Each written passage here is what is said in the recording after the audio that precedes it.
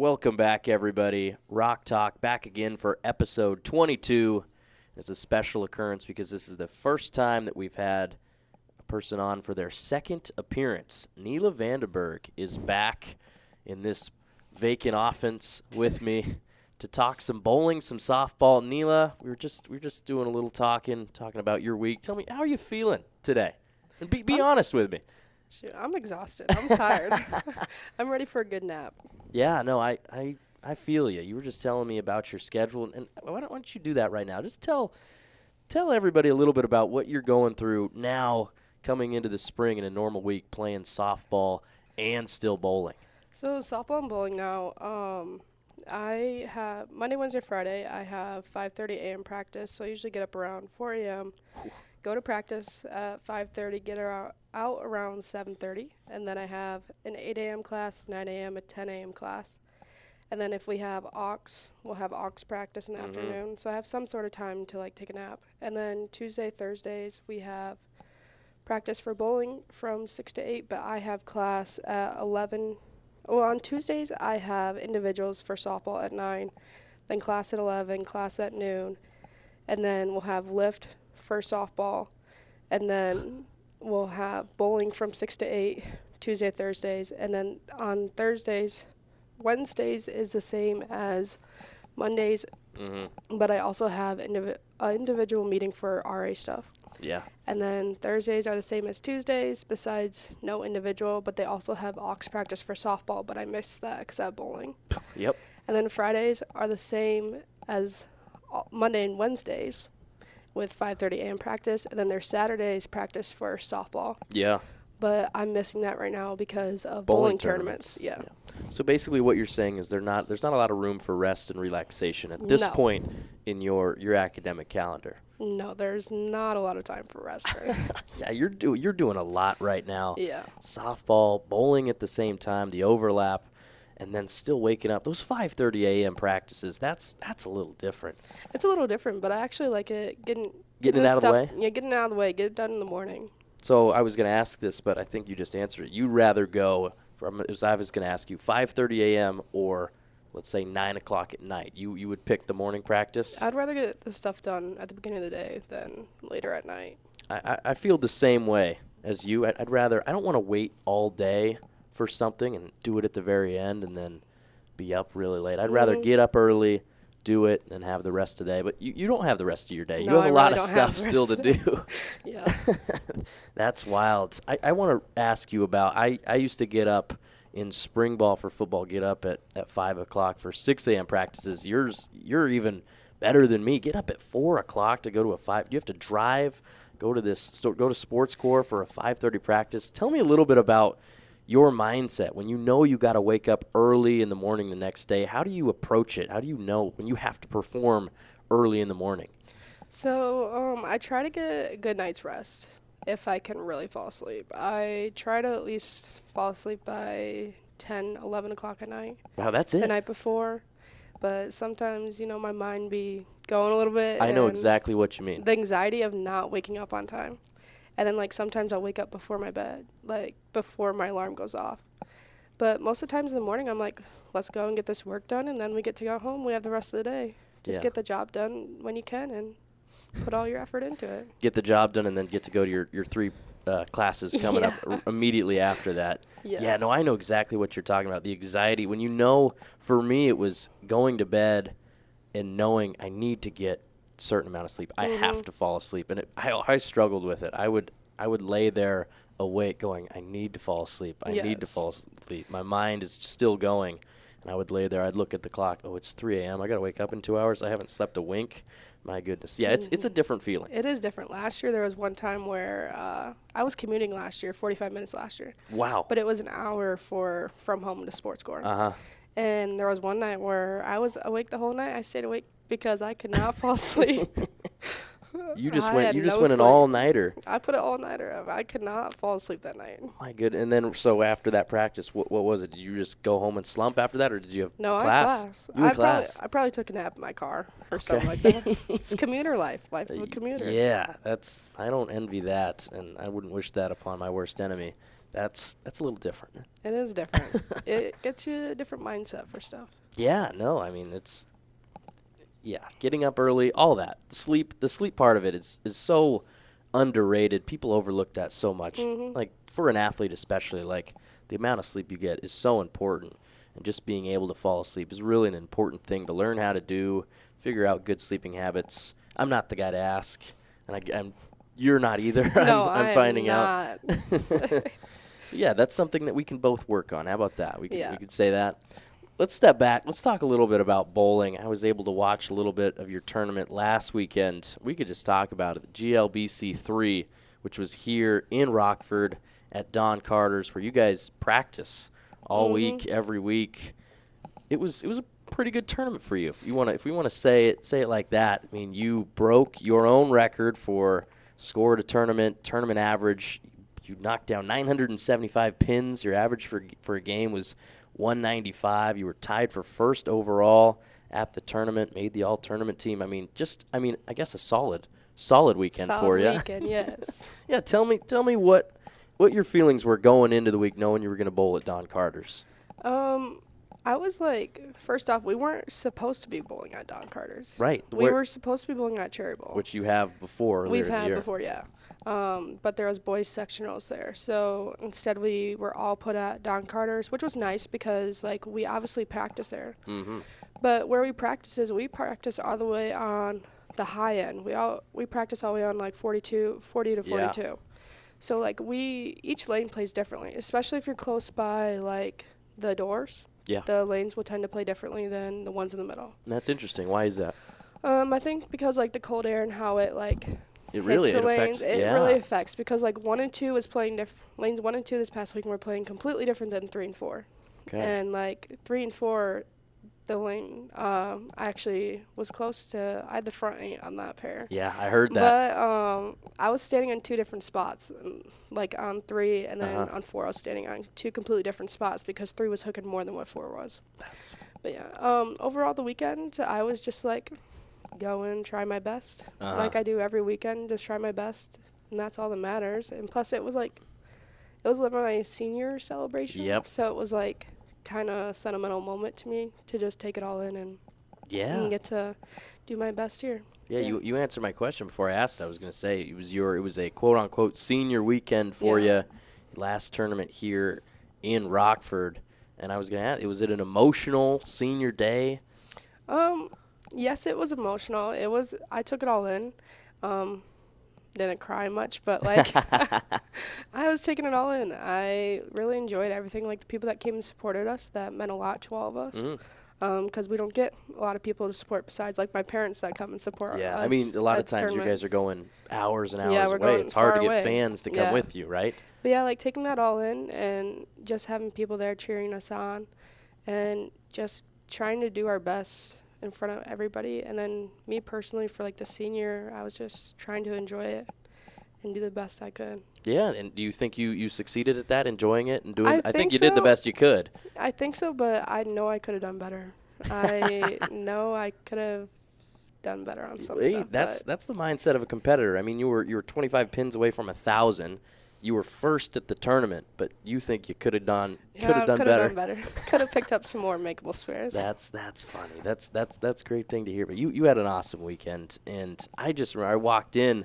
And I came in on the right side. You guys all on the high side. Yeah. You guys were all the way down. I walked in, and I see a bunch of male bowlers. And I go, am I at the right place? This is I looked like this is Don Carter's. Yeah. I walked all the way down. There's hundreds of people there. Finally found you guys all the way at the end. But, yeah, there was a lot of people there from Rockford supporting you guys. It was nice to see.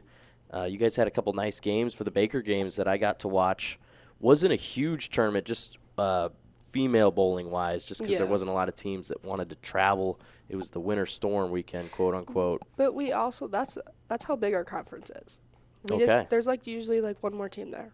Yeah. But usually that's how big our conference is. There's definitely a lot more male teams than what there are female teams. But yeah. What was it like competing? I mean, just those men's bowlers. There was a couple loud teams down. Very loud. Yeah. What did you think of that? Honestly, it didn't affect me much. Yeah, they can be a little bit annoying, but like you just gotta block them out sometimes. You just zone in Zone on in. your lane. Yeah. Yeah. So if you were to pick, would you like a tournament like this where it was smaller, not as many teams, or would you like to go to a place?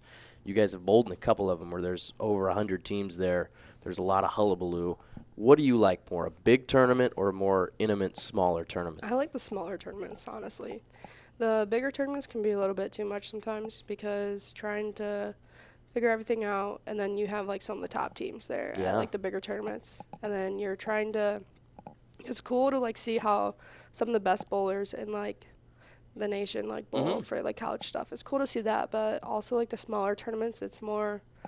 I don't know. I feel like I can focus more better there. Yeah, it's more contained. You can really focus on what you're doing, stay in your own zone. Yeah. There's not all the distractions around you, right? Yeah, no, I get that. Definitely.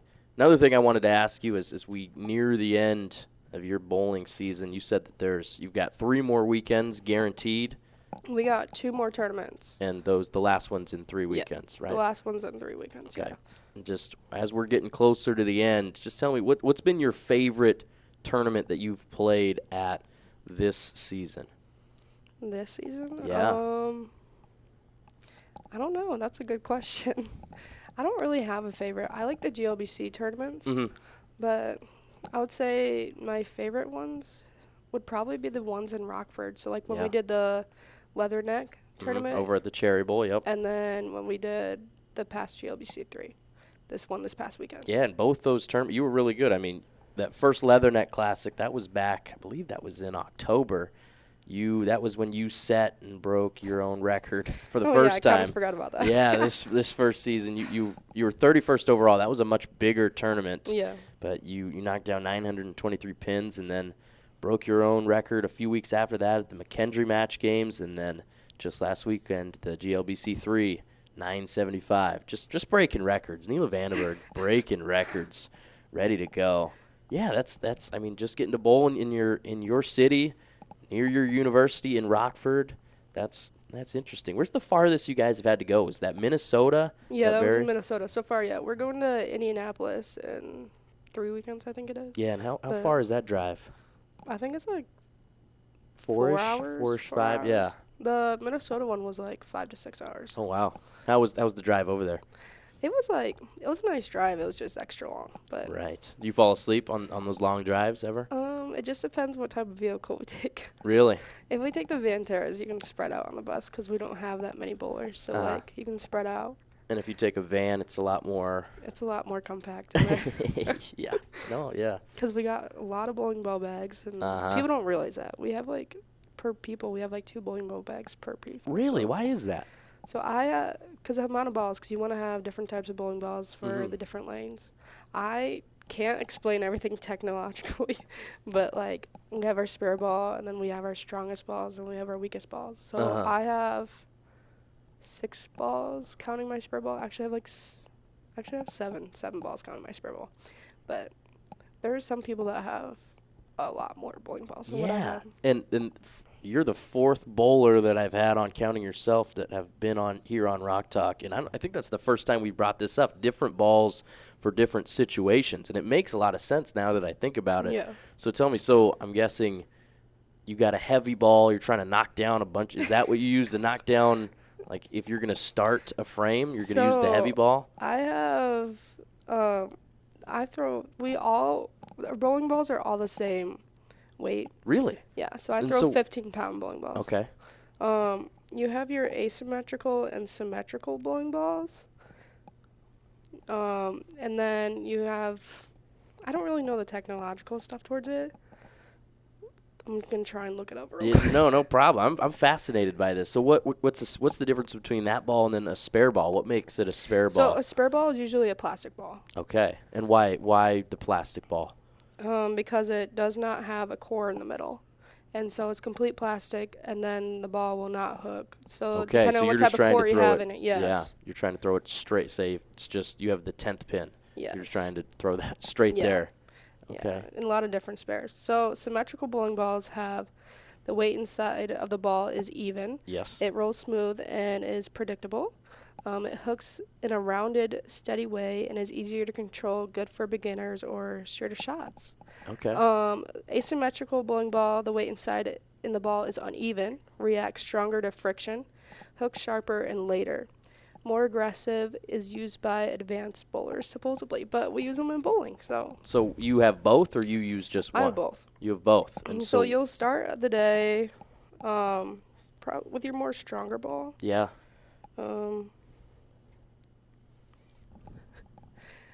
I'm not very. Hey, we're learning a lot. technological We're learning a lot because here. I'm really interested. I'm more of in the this. type of person that just goes and gets my work done. Yeah. It has my. So you start with your symmetrical bowling ball first, and then when the ball breaks down, you're gonna advance into your asymmetrical bowling ball. But throughout the day, so I start on with my Ion Max. Yeah. And then I go to my Phase 2, and then I go to my Tension Star, and then I'll go to my Idle Pearl. Wow. So depending on the day and how fast the lane breaks down depends on when you're going to move to a different bowling ball. Yeah. And I'm guessing those are the brands, not the names that you named your bowling balls? No, those are the names of the bowling balls. Those are the names of them. Yeah. And say those one more time for me. So I have the Ion Max. The Ion Max. The Phase 2. The Phase 2. And then I have my Rotogrip Attention Star. The Rotogrip Attention Star. And then I have my Idle Pearl. The Idle Pearl. And that's the last one. Yeah. Wow, that's that's awesome. Yeah, it's a lot. But Yay, but it's worked for you, right? Yes. It's worked for you over 4 years. Yeah. Here we are. Yeah, I built up my stock of bowling balls last year. Spent like a good amount of money. $700 Oh on my bowling goodness. equipment. Yeah, that's what you got to do, I guess, to be the best. Yeah. I'm not the best, but far from the best. The best you can be. Yeah, the How best about I can that? be, yes. Yeah, we learn new things every single day.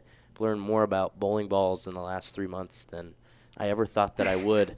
That's so fascinating to me. We've talked a lot about bowling. Let's real quick talk about softball. We're coming up. You guys just started. This is your first week of practice. We already talked about those 5:30 a.m. practices. How do you feel going into the season? You guys are going to start off in Florida. Tell me a little bit about how excited you are for that Florida trip.